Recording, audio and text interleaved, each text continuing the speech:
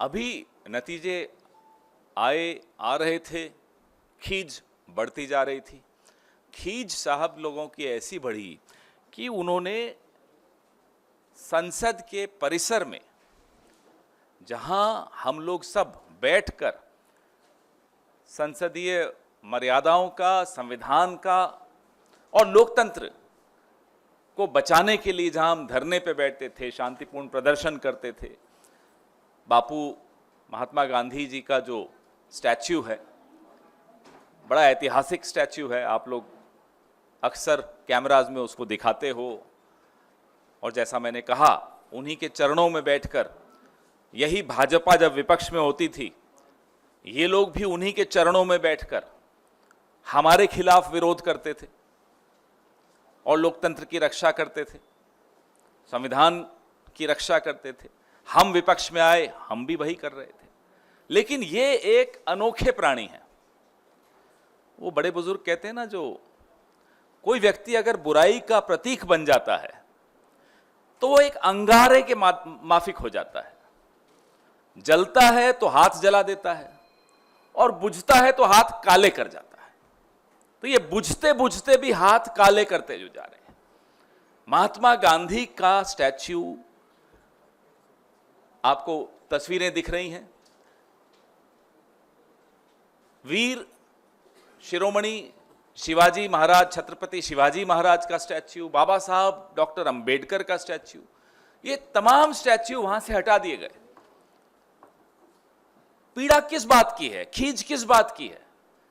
पीड़ा इस बात की है कि ये जो one nation one reincarnation, one nation one God जो बनना चाह रहे थे, एक देश एक भगवान खुद जो बनना चाह रहे थे, उन्होंने कहा बीच चुनाव के कि महात्मा गांधी को तो कोई जानता ही नहीं था जब तक पिक्चर नहीं आई। लोगों ने जवाब दिया, 4 जून को करारा जवाब दिया।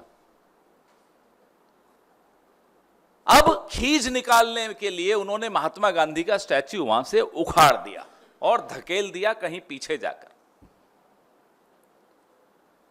संविधान की पूरी लड़ाई राहुल गांधी, मल्लिकार्जुन खड़गे साहब, हमारे तमाम नेता, प्रियंका जी, पूरे चुनाव प्रचार के दौरान उन्होंने प्रचार से भी ज्यादा संविधान को बचाने की मुहिम छेड़ दी थी, क्योंकि संविधान पे जो खतरे के बादल मंडरा रहे थे वही 7 लोक कल्याण मार्ग से ही निकल कर आ रहे थे।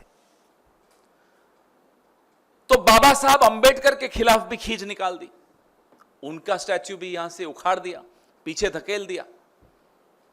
महाराष्ट्र के नतीजे आपके सामने हैं, करारा जवाब महाराष्ट्र के लोगों ने भी दिया। तो महाराष्ट्र के लोगों से बदला लेना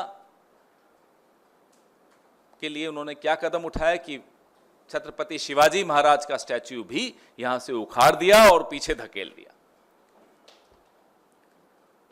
अयोध्या में क्या हुआ? 50-50 कोस दूर एक भी सीट नहीं जीत पाए। ना केवल अयोध्या, अगल बगल की तमाम सीटों पर करारा जवाब मिला। आप सुबह से शाम तक देखिए कैसे गालियां दे रहे हैं ये अयोध्या वासियों को, राम भक्तों को। तो ये खींच निकालना, अपने आप को इन तमाम महापुरुषों से ऊपर मान लेना, अपने आप को भगवान से ऊपर मान लेना, अभी भी ऐंठ गई है। तो भी देखिए, आप आज का भाषण थोड़ा बहुत मेरे कानों में भी पड़ा, इतना अटपटा भाषण, खींच इतनी ज्यादा, झेप नहीं मिटा पा रहे। अब वो एनडीए का फुल फॉर्म मालूम है आपको? नायडू डिपेंडेंट अलायंस या नीतीश डिपेंडेंट अलायंस। पिछले 10 साल में कितनी बार एनडीए का नाम लिया, कभी आपने सुना? गिनो। चलो आज मैं आप सबको होमवर्क देता हूं, मैं अपने आप को भी होमवर्क देता हूं। जितना पिछले 10 साल में एनडीए का नाम नहीं लिया, आज कितने घंटे का भाषण था? 1 घंटे का, तो उससे कम तो बोलते नहीं। 1 घंटे में कितनी बार नाम ले लिया एनडीए का? 1.5 घंटा। चलिए, आपने होमवर्क करना शुरू कर दिया। 1.5 घंटे के भाषण में एनडीए का नाम कितना ज्यादा लिया गया। पहले था एक अकेला सब पर भारी, मोदी की गारंटी।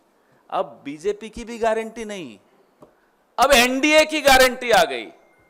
वैसे एनडीए वाले जो दोनों हमारे साथी हैं, ये भी जानते हैं इस आदमी की गारंटी पे कोई भरोसा नहीं करता, वो लोग भी नहीं करते। दुख इस बात का है कि आपकी जो खींच है हमसे निकालिए, निकालते रहते हैं, पिछले 10 साल से निकाल रहे हैं, राहुल गांधी से आप निकालते रहते हैं, निकालिए, हम मुकाबला करेंगे आपका। आपकी खींच तो आप नेहरू जी से निकालते रहते हैं, उसके लिए मुकाबला करने की जरूरत ही नहीं है। नेहरू जी का कद इतना बड़ा है कि आप अटल जी के पांव की धूल के बराबर नहीं, आप नेहरू जी का मुकाबला करने चले। तो आप अपनी खींच छत्रपति शिवाजी महाराज से निकालने की कुछ चेष्टा क्यों कर रहे हैं? डॉक्टर बाबा साहब भीमराव अंबेडकर जी से आप अपनी खींच क्यों निकाल रहे हैं? उनकी क्या गलती थी? यही कि वो एक बहुत ही बढ़िया, बहुत ही उम्दा संविधान के शिल्पकार थे, जिससे मेरे और आपके हकों की रक्षा होती। आप क्यों महात्मा गांधी के इतने खिलाफ हैं? ठीक है, आपके वैचारिक पूर्वजों ने जो किया वो किया। आपके वैचारिक पूर्वजों ने गांधी पर गोली चलाई, तो गोली चलाने से पहले वो भी झुके थे उनके सामने। जिस तरह से आज आप संविधान के सामने झुक रहे थे ना, हमारे मन में यही विचार आ रहा था कि जब राजीव जी की हत्या की, वो महिला भी राजीव जी को पहले हार पहनाया, उनके सामने झुकी और फिर हत्या की। तो आज मैं बड़ा घबरा रहा था जब ये संविधान के आगे झुक रहे थे। हम मांग करते हैं कि जो 2 कमिटियां बनी थी, ये मेरी प्रेस विज्ञप्ति में दोनों कमिटियों की जिक्र है। एक कमिटी है JPC on maintenance of heritage character and development of parliament house complex, और दूसरी है committee on installation of portrait statues of national leaders and parliamentarians in the parliament house complex. ये 2 कमिटियां हैं।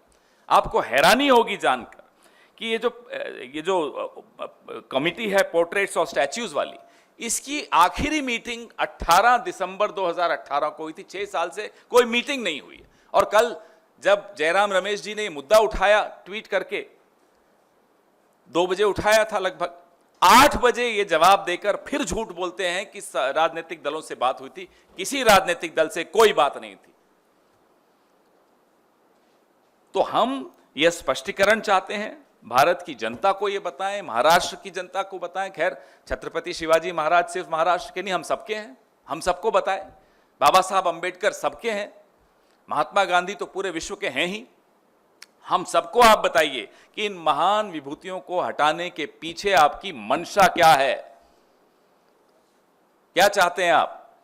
कि हम इन लोगों की चरणों में बैठकर आपका विरोध नहीं कर सकें? हम करेंगे। हम जहां बैठ जाएं, माटी उन्हीं की है। ये लोकतंत्र की रक्षा करेंगे, आपको हम जवाबदेह बनाएंगे, और संसद के भीतर और संसद के बाहर आपको इन तमाम सवालों के जवाब जनता को देने पड़ेंगे।